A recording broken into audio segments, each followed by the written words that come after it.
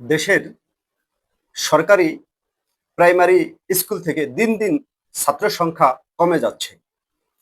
এই ছাত্রছাত্রীর সংখ্যা কমে যাওয়ার কারণ নির্ণয় করার জন্য সরকার দেশ এবং বিদেশ থেকে গবেষক এনে দফায় দফায় গবেষণা করতেছে যে কেন সরকারি প্রাথমিক বিদ্যালয়ে ছাত্রছাত্রী দিন দিন কমে যায়।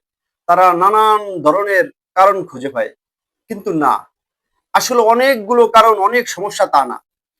মূল সমস্যা হলো প্রাথমিক বিদ্যালয়ের ছাত্র এবং ছাত্রী কমে যাওয়ার যে সেখানে ধর্মীয় শিক্ষা নেই।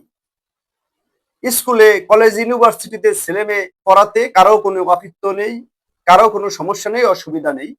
কিন্তু যেটা সমস্যা সেটা হলো যে প্রাথমিক বিদ্যালয়ে কোরআন শিখতে পারে না, সূরা শিখতে পারে না। একটা লোক, একটা ছাত্র বড় হওয়ার পরে সে পরবর্তী জীবনে তার যে প্রাপ্ত বয়স, কর্মজীবন, চাকরি জীবন, বার্ধক্য জীবন পার করবে, সে ধর্ম করবে। এর জন্য প্রয়োজনীয় যা যা করা দরকার এই কার্যক্রম এগুলো ছোটবেলাতে করতে হয়।